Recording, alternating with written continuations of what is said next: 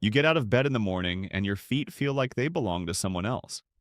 Burning, tingling, or worse, nothing at all. You press your foot to the floor and you are not completely sure it is there. 1 in 3 people with diabetes develops nerve damage in the lower limbs. Half of them do not find out until they start falling, and falls in adults over 65 are the leading cause of traumatic injury death in the United States. This is not a minor complaint. This is a clinical emergency that most people are told to simply accept. Today, I am going to show you why that advice is wrong and what the research says you can actually do about it. I'm Dr. Chandler. I study age-related neurological changes, specifically what happens to the peripheral nervous system after 60, and what evidence-based interventions actually reverse rather than just manage that decline. Research published in the journal Diabetes Care confirmed that structured aerobic exercise in patients with diabetic peripheral neuropathy produces measurable increases in nerve fiber density in the skin of the foot. Not slowed deterioration, actual nerve regeneration. Confirmed on objective testing. By the end of this video, I am going to give you a 4-exercise protocol grounded in that evidence. And I am going to tell you one clinical fact about the most commonly prescribed diabetes medication that your doctor may never have mentioned. A fact that directly affects every person watching this who takes that drug.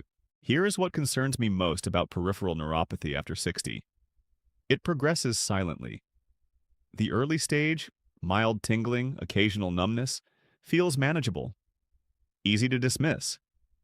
Something to mention next time, maybe. But nerve damage is cumulative. Each month of inadequate blood flow to a nerve is another month of fiber degeneration. And at some point, the silent stage ends. It ends with a fall, a hip fracture, a hospitalization.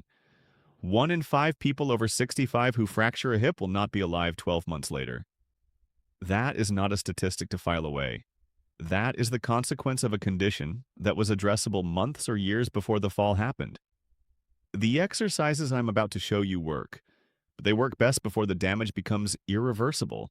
Every nerve in your body is wrapped in a layer of fatty insulating material called the myelin sheath.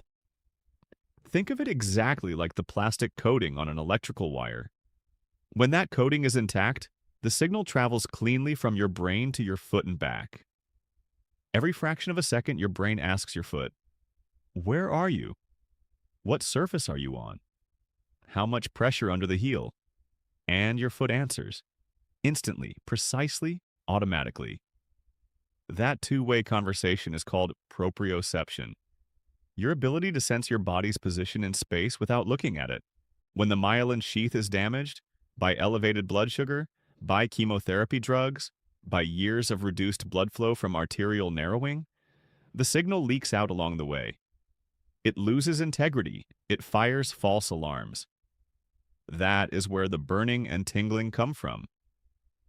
The nerve is short-circuiting, and when the damage progresses further, the nerve stops transmitting altogether. The brain sends a request and receives silence. It starts guessing where the foot is. That guess is what makes you fall. 3 causes are most common after 60. Diabetic peripheral neuropathy, affecting 30 to 50% of people with type 2 diabetes, often completely silent in its early stages. Chemotherapy-induced neuropathy, affecting 30 to 60% of patients treated with platinum-based or taxane drug regimens. And circulatory neuropathy, the slow starvation of nerves due to arterial narrowing from atherosclerosis and prolonged inactivity, which is by far the most underdiagnosed of the 3. When I say learn to live with it is not medicine, I mean it precisely. The nervous system has a documented capacity to reorganize itself, build new connections, and restore function through targeted stimulation. That capacity exists in your body right now. The question is whether you give it the right input. The input your nervous system needs after 60 is specific, and it starts with something so simple that most people dismiss it before they try it. A nerve is living tissue. Living tissue needs oxygen. Oxygen is delivered by blood. In peripheral neuropathy, one of the central problems is that blood flow to the nerves of the lower limbs has been chronically reduced by arterial narrowing, by inactivity, by years of elevated blood sugar damaging the tiny vessels that feed each nerve. Before you can train a nerve, you have to feed it, and the simplest way to increase blood flow to the legs immediately is rhythmic movement. Marching in place for 30 to 60 seconds creates what is called active hyperemia, a surge of blood into working muscle tissue. That blood carries oxygen, glucose, and nerve growth factors. It simultaneously clears away the metabolic waste and pro-inflammatory molecules that accumulate around damaged nerves and amplify pain signals. You are feeding the nerve and clearing its environment simultaneously before you do anything else. The second benefit is neurological. The alternating pattern, right knee up, left arm forward, left knee up, right arm forward, activates both hemispheres of the brain simultaneously. This re-engages the central nervous system with the lower limbs through the specific locomotion pattern it already knows. You are not teaching your brain something new. You are reminding it of something it already built, and reminding it that the legs are still there, seated. Sit upright, back not touching the chair. Lift your right knee, lower it. Lift your left knee, lower it. Arms move naturally. Start with 30 seconds. Standing, hold a chair or countertop. Lift your knees high enough to feel real work in your thighs. Build from 30 seconds to 2 minutes over several weeks. Do this at any point in the day, waiting for the kettle during a commercial break before bed. The brain responds to any consistent repeated stimulus, not just dedicated exercise sessions. You have started the blood moving. Now we target the specific muscles and joints that neuropathy disables first. When you cannot fully feel your foot, your brain does something understandable and dangerous. It stops lifting the front of the foot during each step. Instead of a clean heel strike and toe off, you begin to shuffle, sliding the foot along the ground to avoid the risk of catching on something. This feels safer. It is not. Shuffling accelerates the atrophy of two critical muscle groups that neuropathy patients need most. The tibialis anterior runs along the front of your shin. Its job is to lift your toes and the front of your foot with every step. When it weakens, the toes drop during the swing phase of walking. That is why people with neuropathy trip on carpet edges, door thresholds, and sidewalk cracks. Things that a healthy foot clears automatically. The gastrocnemius and soleus kind, your calf muscles, push off the ground with each step, providing the forward impulse that moves the body. When they weaken, your walking speed slows. And walking speed, measured across large epidemiological studies, including research from the Journal of the American Geriatric Society, is one of the strongest single predictors of longevity in older adults. Slow walking speed is not just an inconvenience, it is a mortality signal. Both feet hip-width apart. Slowly raise both heels as high as you can. Balls of feet and toes stay on the floor. Hold 1 to 2 seconds at the top. Feel your calves engaging. Slowly lower. Then the opposite. Roll back. Raise the front of both feet and toes off the floor. Heels stay down. Feel the burn along the front of the shin, that is, the tibialis anterior activating. 10 to 20 repetitions, slow and deliberate. Every movement sends a rich stream of sensory signals to the brain about the foot's position in space. Pressure changes, ankle angle, stretch in the Achilles. You are training a muscle and retraining a sensory pathway simultaneously. You have addressed the muscles. Now we engage something that most balance programs miss entirely, okay? The connection between your core and your feet. Balance is not a leg problem. Balance is a conversation between 3 systems: the vestibular system in your inner ear, the visual system in your eyes, and the proprioceptive system in your joints, muscles, and feet. When neuropathy damages the proprioceptive system, the other 2 must compensate. But they cannot compensate completely, especially if your core is weak and your center of gravity is unstable. The core muscles that stabilize your spine and pelvis are the foundation that keeps your center of gravity above your base of support. Without them, any sudden movement becomes a fall risk. This exercise does something that most rehabilitation programs do not. It activates the foot's sensory receptors deliberately before the movement begins. Sit on the edge of a chair, both feet flat on the floor, and actively press your feet downward into the floor as if you are trying to leave a footprint. This is not just a posture cue.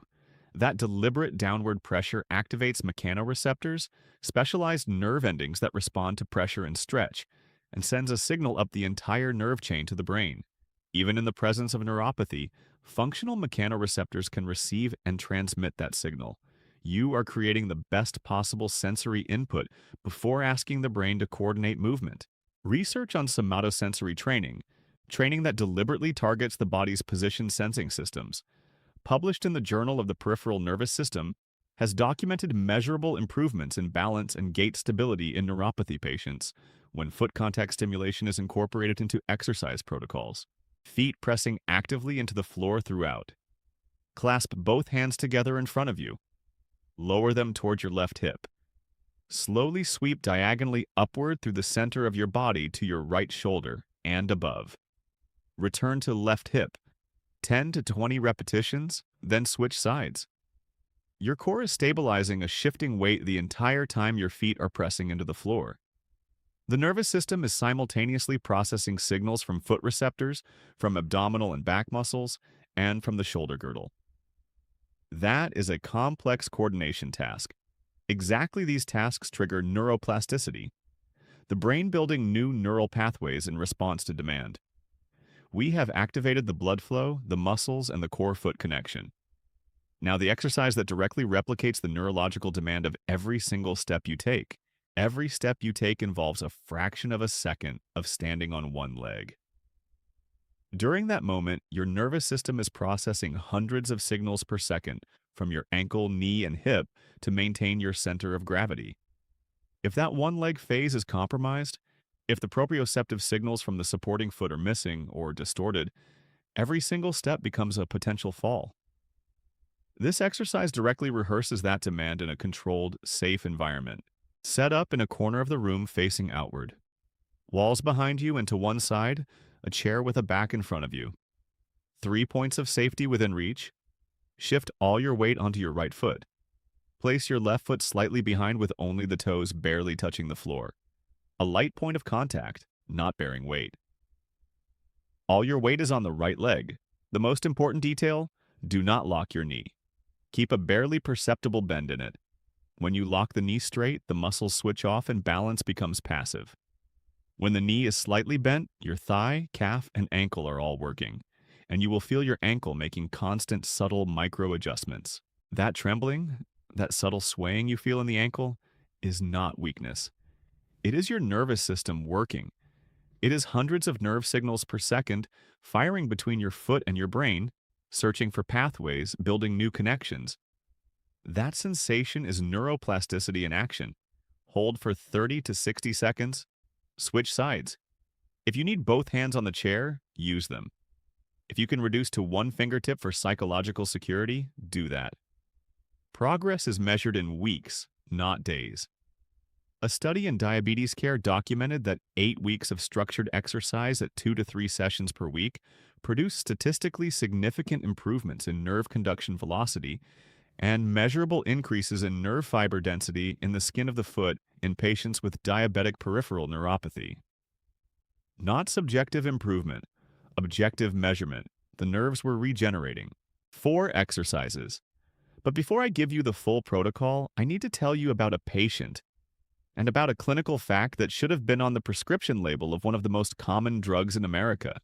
Margaret was 71 when she came to see me. She had been diabetic for 9 years and had been on metformin, the most widely prescribed diabetes medication in the United States, for 8 of those 9 years. Over the previous 2 years, the tingling in her feet had progressed from occasional to constant. Her neurologist had told her this was expected with her condition and recommended she focus on blood sugar control. What her neurologist did not tell her, and what her prescribing physician had also not mentioned, was this. Metformin blocks the intestinal absorption of vitamin B12.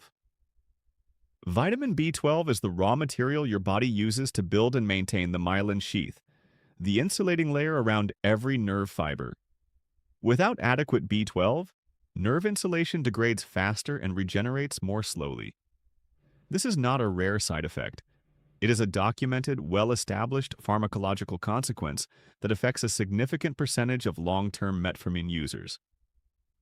The drug being used to treat the diabetes was accelerating the neuropathy the diabetes had caused, and nobody had mentioned it. When I checked Margaret's B12 level, it was 187 picograms per milliliter. The lower threshold of the normal range is 200. She had been functioning below normal B12 for an unknown period of time, potentially years. We corrected the deficiency under her physician's supervision. We added the 4-exercise protocol at 2 sessions per week. We addressed her footwear, switching from rigid-soled shoes to flexible-soled ones that allowed her foot to feel the ground, and adding non-slip socks at home on smooth floors. At 10 weeks, her tingling had reduced noticeably. At 16 weeks, her balance on single-leg stance had improved from 8 seconds to 31 seconds. Her fall risk, as assessed by her physical therapist, had dropped from high to moderate. 1 overlooked lab value, 1 corrected deficiency, 1 exercise protocol, 16 weeks. If you take metformin, ask your doctor to check your B12 level at your next appointment. Request the specific number, not just normal or abnormal, the actual value. If it is below 300 picograms per milliliter, discuss correction. Also ask about alpha-lipoic acid, an antioxidant with documented protective effects on nerve tissue in diabetic neuropathy, supported by multiple clinical trials. Dosage and formulation matter, so this one requires physician guidance. Do not self-prescribe. Your protocol, 2 to 3 sessions per week, not daily. The nervous system needs recovery time between sessions to consolidate new neural connections. Session structure: marching in place for 60 seconds, heel-to-toe rock for 10 to 20 repetitions, diagonal sweep for 10 repetitions each side, modified single-leg stance for 30 to 60 seconds each side. Total time: 8 to 10 minutes. 8 weeks of consistency produces objective, measurable change. Before you close this video, I want you to do one thing. Stand up right now and march in place for 30 seconds. Not after dinner, not tomorrow morning. Right now while this is in front of you. That 30 seconds is the first signal to your nervous system that the work has started. And then drop your age in the comments along with one specific symptom you have been told to accept. The combination of your age and your symptom tells me more about what to cover next than anything else.